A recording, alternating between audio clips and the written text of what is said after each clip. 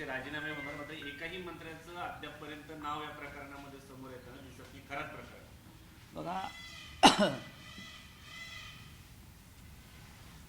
एका महिला पदाधिकाऱ्याचा राजीनामा बंद करायला सांगा.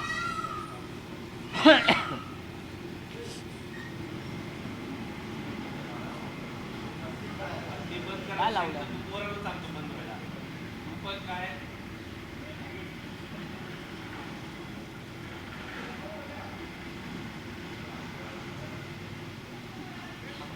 हात तिकडे गेला मोहराला होतो वरून होतो.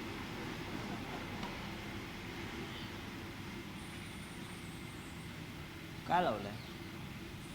काय काय लावलंय काय? ते कटिंग मशीन, ग्रास कटिंग अरे त्याला बंद करायला सांग ना. केला तरी आवाज येतो आहे. हे होऊन द्यायचं. हा. 9 मंत्र्यांचे राजीनामे होतील असं तुम्ही सांगितलं होतं. हो. मात्र नाही, जपून बोला. 9 मंत्र्यांचे राजीनामे होतील असं मी बोललो नाही. 9 मंत्र्यांचा सहभाग, 9 मंत्री कडवट भक्त आहेत. 9 मंत्री, माजी मंत्री भक्त आहेतच ना. पण एकाचंही नाव समोर आलेलं नाही. यालाच राजकारण म्हणतात. देवेंद्र फडणवीस जे असं म्हणतात, या प्रकरणात राजकारण करू नका. तुम्ही राजकारण केलं तर आम्ही राजकारण करू. कोणीच राजकारण करत नाही. राजकारण कोण करते? राजकारण कशाला म्हणतात हे मी त्यांना सांगतो. आता या सगळ्या प्रकरणामध्ये महिला आयोगाच्या अध्यक्षांचा राजीनामा आपण घेतला, कारण त्या बाई सॉफ्ट टार्गेट होत्या. पण ते जे कोणी खरात बाबा आहेत त्यांना बळ देणारे लोक आपल्या मंत्रिमंडळात आहेत. त्यांनाही माहिती आहे त्यांना वाचवायचं आहे. त्यांच्यापर्यंत धागेदोरे पोचू नयेत. मी असं म्हणालो की त्यांना सहआरोपी करा. आपण या महाराष्ट्रामध्ये जे शाहू फुले आंबेडकर, संत गाडगे महाराज, प्रबोधनकार ठाकरे यांच्या विचाराचे आपण लोक आहोत. पण राष्ट्रीय स्वयंसेवक संघ जो आहे त्यांची भूमिका अशा प्रकारच्या बोवाबाजीला उत्तेजन देण्याची कायम राहील. आपण पहा ना, गेल्या काही वर्षामध्ये किंवा काही काळामध्ये सत्ता स्थापनेसाठी, मतं मिळवण्यासाठी असे असंख्य बोवा आणि महाराज त्यांनी राजकारणामध्ये आणले. त्यांनी वारकरी संप्रदायाला राजकारणामध्ये ओढलं या लोकांनी. त्याच्यामुळे त्यांना ह्या लोकांचं वावडं नाही. काय सांगा, उद्या भविष्यामध्ये खरात बाबाचे खूपच अनुयायी आहेत म्हणून त्यांना भाजपमध्ये सुद्धा शुद्ध करून घेतलं जाईल. जे मंत्री किंवा जे इतर लोक आहेत त्यांची चौकशीसुद्धा व्हायला पाहिजे की तुमचं असं आत्मबल का घसरलं, तुमचा आत्मविश्वास का ढेपाळला मंत्री असताना की तुम्हाला या बुवाबाजीचा आधार घ्यावा लागला. मुख्यमंत्री किंवा त्यांचे लोक काय म्हणतात, काय ते म्हणे पाणी दिलं धरणातून कुठल्या तरी त्या बाबाच्या इथे. कोणत्या साली पाणी दिलं, कोणत्या कॅबिनेटने पाणी दिलं? कॅबिनेटची उपसमिती होती अशी माझी माहिती आहे. त्या उपसमितीवर कोण होतं याची जरा माहिती घेऊन बोललं पाहिजे. आपण या राज्याचे मुख्यमंत्री आहात. आपल्याकडून अत्यंत जबाबदार विधानं आणि भूमिका येणं गरजेचं असतं अशा संवेदनशील प्रश्नावर. तुम्हाला कोणाला तरी वाचवायचं आहे म्हणून काही काळापूर्वी जे दुसरं सरकार होतं त्याने म्हणे पाणी दिलं, अमुक केलं. हे अत्यंत थोतांडी प्रश्न आहेत किंवा भूमिका आहेत. मूळ प्रश्न असा आहे की तुमच्या मंत्रिमंडळातले, देवेंद्रजी मी काय ऐकतो ते समजून घ्या, तुमच्या मंत्रिमंडळातले कोणते मंत्री सातत्यानं त्या खरात बाबांकडे जात होते, त्यांना सर्व गुन्ह्यांची कल्पना होती. तुमच्या मित्र पक्षातले आमदार खासदार तिथे जात होते, ते त्यांना ताकद देत होते, बळ देत होते. मी असं कधीच म्हणणार नाही की भारतीय जनता पक्षाच्या नेत्यांबरोबर सुद्धा त्यांचे फोटो आहेत. कोणी कधी फोटो काढू शकतो. तसे फोटो पाहिलं तर अमित शहांबरोबर आहेत, देवेंद्रजींबरोबर आहेत, चंद्रकांत पाटलांबरोबर आहेत ना. राधाकृष्ण विखे पाटील तर पाटावर बसून विधी करतायत, करंगळीनं पाणी सोडतायत. मी याच्यात जात नाही. मी एवढंच म्हणालो की तुमच्या मंत्रिमंडळातले जे भगतगण आहेत त्यांच्याविषयी तुमची भूमिका काय आहे. एक तर तुम्ही रामभाऊ म्हाळगी प्रतिष्ठानमध्ये या सगळ्यांसाठी या भोंदूगिरीविरुद्ध ते त्यांचं मानसिक संतुलन बिघडलेलं आहे, तर त्यांना महाराष्ट्राच्या पुरोगामित्वाविषयी धडे देण्यासाठी त्यांच्यासाठी एखादं शिबिर ठेवा या मंत्र्यांसाठी, की महाराष्ट्र काय आहे, महाराष्ट्राची परंपरा काय आहे हे त्यांना सांगा. यात कोणीही राजकारण आणत नाही. राजकारण जर कोणी आणत असतील तर देवेंद्रजी आपण करताय, करू नका. ज्यांनी आगोरी पूजा केल्या किंवा तिथे जाऊन वेगवेगळ्या पद्धतीने ज्या पूजा केल्याची चर्चा, त्यांच्यावरती अंधश्रद्धा निर्मूलन समितीच्या नवीन कायद्यानुसार गुन्हा दाखल व्हायला पाहिजे का? हे मी पहिल्याच दिवशी सांगितलं आहे ना. यात नवीन काय, यात राजकारण आहे का? की अंधश्रद्धा किंवा जादूटोणाविरुद्ध जो कायदा आहे त्या कायद्याचा वापर तुम्ही कधी करणार? सामान्य माणसावरच करणार, आदिवासी समाजावर करणार, पारधी समाजावर करणार? हे तुमचे मंत्री, उपमुख्यमंत्री, खासदार, पक्षाचे अध्यक्ष, तुमच्या मित्रपक्षाचे अध्यक्ष, बरं का, हे सगळे तुमच्या मित्रपक्ष जे आहेत, सत्तेचे अध्यक्ष, त्या प्रांताध्यक्ष आहेत, हे सगळे त्यांचे भक्त आहेत. तुम्ही त्यांच्यावरती त्यांचे कान उपटा, निदान कान तरी उपटा मुख्यमंत्री म्हणून. सीएम म्हणतात की फक्त फोटोवरून विरोधकांनी राजकारण करून हे सर्वांसोबतचं फोटो आहे आणि बाकीचे पुरावे त्यांच्याकडे आहेत असं ते. मी आता काय बोललो वेगळं, कोणाचे कोणाबरोबर फोटो आहेत म्हणून आम्ही त्यांना काही भूमिका आमची मांडणार नाही. असे कोणी कोणाबरोबर फोटो काढतात, पण राष्ट्रीय स्वयंसेवक संघ आणि भाजपाला अशा बुवाबाजीचा नाद आहे मतांसाठी, हे मात्र तेवढंच कळलं. त्यांच्या दृष्टीनं हेच हिंदुत्व आहे. जे मगाशी म्हणालो की वारकरी संप्रदाय, अनेक संप्रदाय जे आहेत ते आतापर्यंत राजकीय याच्या रिंगणामध्ये नव्हते, त्यांनासुद्धा राजकारणात आणण्याचं काम वारकरी संप्रदायाला भारतीय जनता पक्षाने किंवा संघाने केलं. हे आतापर्यंत आम्ही पाहिलं नव्हतं महाराष्ट्रामध्ये. प्रत्येक गोष्टीत आध्यात्मिक विषयातसुद्धा राजकारण आणण्याचं काम भारतीय जनता पक्ष आणि संघ परिवाराच्या काही शाखांनी केलेलं आहे. त्याच्यामुळे आम्हाला चिंता वाटते. अशा प्रकारचे बुवा महाराज वगैरे वगैरे जे आहेत गंडेदोरेवाले, हेच त्यांचं हिंदुत्व आहे. मुख्यमंत्र्यांच्या विरोधात देखील पूजा केल्या गेल्या राजकीय नेत्यांकडनं. याच्यावरती झालं बोलून, माझा नाही. बोला सर, काल खासदारांची बैठक उद्धव ठाकरे मातोश्रीवरती पार पडली. नाराज खासदारांची समजूत काढली गेली किंवा त्यांच्या काही समस्या ऐकून घेतल्या गेल्या असं सांगितलं. खासदार जर नाराज असतील तर ते शिवसेना पक्षावर किंवा शिवसेना पक्षप्रमुखांवर नाराज नाही आहेत. त्यांची तीव्र नाराजी आहे ती देवेंद्र फडणवीस आणि नरेंद्र मोदी यांच्या कार्यपद्धतीवर आहे. तुम्ही विरोधी पक्षाच्या खासदारांना 1 रुपयाचा निधी देत नाही, त्याच्यामुळे मतदारसंघात कामं करता येत नाही.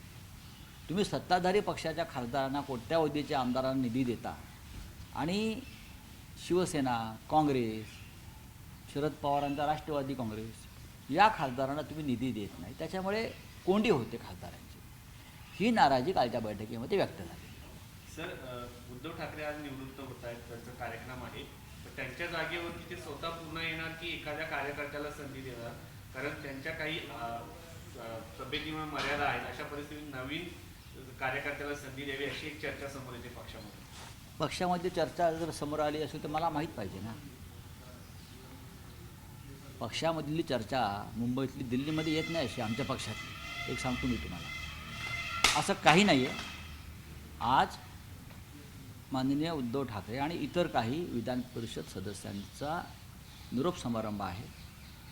त्यानंतर नव्याने निवडणुका होतील. महाविकास आघाडीच्या संख्याबळानुसार आम्हाला किती जागा मिळतात ते पाहावं लागेल. अर्थातच राज्याचे माजी मुख्यमंत्री निवृत्त होत आहेत, त्याच्यामुळे आम्हाला एकत्र बसून विचार करावा लागेल. सर, जनगणना जाहीर झाली आहे, मात्र जनगणना पूर्ण व्हायला 2027 लागणार आहे आणि डिलिमिटेशन 2029 पर्यंत पूर्ण करायचं आहे. तुम्हाला काय वाटतं, डिलिमिटेशन 2029 पर्यंत निवडणुकांच्या अगोदर पूर्ण होईल का? पाहू आता भाजपच्या मनात काय. 2029च्या निवडणुका डोळ्यासमोर ठेवून हे कशा प्रकारे मतदारसंघ आपल्या सोयीचे बांधतायत तोडतायत हा हळूहळू आता समोर येईल. उद्धव हां, एक बोला. वेगळी असं बातमी, वागले. एक वेगळी चर्चा सुरू झाली. एकनाथ शिंदे यांचा दिल्ली दौरा झाला होता, तर त्यावेळेस त्यांनी शरद पवार यांच्या खासदारांचं म्हणजे ऑपरेशन तुतारी जे आहे ते सुरू केलं होतं अशी माहिती समोर आलेली आहे.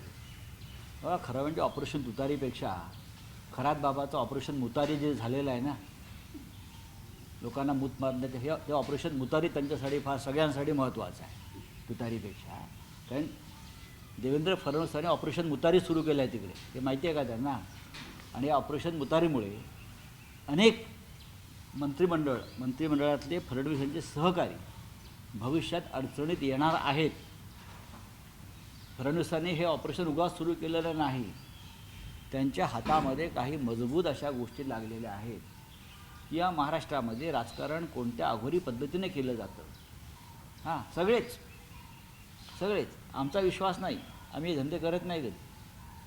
पण एकमेकांवरती जे काय आपल्या महाराष्ट्रात जादूटोणे सुरू आहेत, महाराष्ट्र ही बहुतेक देशातली जादूटोण्यांची राजधानी होईल, केली जाईल विकासात, असं दिसायला लागलंय मला. आता बोला, आता आवर काय. पुस्तकाचं प्रकाशन सोहळा आज पार पडतो आहे. कोण कोण येणार आहे, काय नक्की मुद्दे असं पहा की आज अनलाइकली पॅराडाईज हे इंग्रजी आणि नरक में स्वर्ग हे हिंदी, या 2 पुस्तकांचं प्रकाशन आज कॉन्स्टिट्यूशन क्लबच्या मावळंकर हॉलमध्ये होईल. हे मूळ पुस्तक मराठीतलं आहे, त्याचं प्रकाशन आधीच मुंबईत झालेलं आहे. पण दिल्लीमध्ये या पुस्तकाचं प्रकाशन होणं अत्यंत महत्त्वाचं होतं. कारण मी नाही तर माझ्यासह अनेक राजकीय कार्यकर्ते यांचा ज्या प्रकारे सरकारने छळ केला आणि त्या छळातून सुद्धा आम्ही उभे राहिलो. मग अरविंद केजरीवालजी असतील, संजय सिंग असतील, साकेत गोखले असतील, मी असेल, मनीष सिसोदिया असतील, सौरभ भारद्वाज असतील, असे अनेक लोक आहेत. ह्या सगळ्यांपासून काही प्रेरणा कोणाला घेता आली राजकीय कार्यकर्त्यांनी, त्यासाठी हे पुस्तक आहे. आणि त्या पुस्तकाचं प्रकाशन करण्यासाठी आज कपिल सिब्बलजी, अरविंद केजरीवालजी, Digvijay Singh, Jaya Bachchan, Derek O'Brien, Sanjay Sharma 4 PM न्यूजचे एडिटर आहेत, असे काही प्रमुख लोक आहेत, साकेत गोखले आहेत. आणि हा कार्यक्रम संध्याकाळी 6:30 वाजता मावळंकर सभागृहात आहे. पंतप्रधान नरेंद्र मोदी यांनी काल हाय लेवल बैठक घेतली होती सध्याच्या परिस्थितीवरती, काय सांगाल? हे हाय लेवल वगैरे का असं मला माहीत नाही. मुळात त्या सरकारला कोणती लेवलच नहीं है. अब बोले आप क्या है. प्रधानमंत्री कल उच्च स्तरीय बैठक की अध्यक्षता किए, हालात जो मिडिल ईस्ट में बने हैं, देश में जो ये देश की भारत देश की भूमिका क्या है कोई बता नहीं सकता है. मिडल ईस्ट में जो मिनी वर्ल्ड वॉर चल रहा है, mini world war, Iran, Israel, America, Lebanon, बाद में अंडरग्राउंड रशिया, चाइना और सब गल्फ कंट्रीज, ये बहुत ख़तरनाक मोड़ पर ये युद्ध आया है. भारत 140 करोड़ का देश है, सबसे बड़ा देश है, लेकिन आज तक प्रधानमंत्री हमारे मोदी जी ने इस युद्ध के ऊपर अपनी भूमिका, अपना मत व्यक्त नहीं कर पाए. ये डर किस बात का है? आप बताइए आपकी भूमिका क्या है. आप इजराइल जाकर आए और युद्ध शुरू हो गया. आपने प्रेसिडेंट ट्रंप से एक गुलामी का एग्रीमेंट कर दिया है और आज युद्ध होने के 23 दिन बाद भी आपने भारत की भूमिका के बारे में स्पष्ट मत व्यक्त नहीं किया है. तो हाई लेवल मीटिंग का मतलब क्या है? इस प्रकार की हाई लेवल मीटिंग आप करते हो तो देश को बताना चाहिए, ऑल पार्टीज़ को बताना चाहिए कि हमारी भूमिका क्या है और हम आगे क्या करने जा रहे हैं. सर, महाराष्ट्र विधायक अमोल मिटकारी ने सर जो सवाल खड़े किए हैं अजित पवार के विमान क्लर्स के, उन्होंने कहा कि कुछ दिन पहले भी कुछ जादू टोना वगैरह. बात ऐसी है कि उस बारे में अजित पवार जी की पत्नी जो डिप्टी CM है, उनको भी चिंता होनी चाहिए और इस बारे में सुनित्रा पवार जी ने भी अपनी भूमिका व्यक्त करनी चाहिए. सर, राज्यामध्ये लव जिहादवर बोलणारे अनेक नेते आहेत, पण त्यांनी खराब प्रकरणावर अद्याप बोलले नाहीये. एकनाथ शिंदे यांचं नाही, त्या खराचं नाव जर सुलेमान, अब्दुल, बरं का, सलीम वगैरे असतं तर बोलले असते. हा जो खरा बुवा आहे हां, त्याचं नाव तर सुलेमान, अब्दुल हां वगैरे, सलीम, औरंगजेब अशी तसं नावाचा जर तो कोणी असता तो 100% या भारतीय जनता पक्षाची जी टोळधाड आहे लव जिहादवाली, तिनं रस्त्यावरती उतरून हैदोस घातला असता. पण आता त्यांची तोंडं शिवली गेलेली आहेत. हे यांचं ढोंगी हिंदुत्व आहे. गेले 5 दिवस मौन आहे कोणाचं? शिंदेंचं. एकनाथ मला माहीत नाही. मौन आहे आमच्या दोघांमध्ये तर गेले 4 वर्ष मौन आहे ना. आम्ही दोघे मौनच आहोत. आम्ही कुठे बोलतो आहे आम्ही काय. मधल्या काळात एक कॉल केला होता आझाद असताना. ते ठीक आहे. चला, त्यांना थँक्यू. अडचणीत आलेले आहेत असं वाटतंय. देवेंद्र फडणवीस नक्की त्यांना अडचण जाणणार. त्यासाठी तुम्ही येत आहे? हां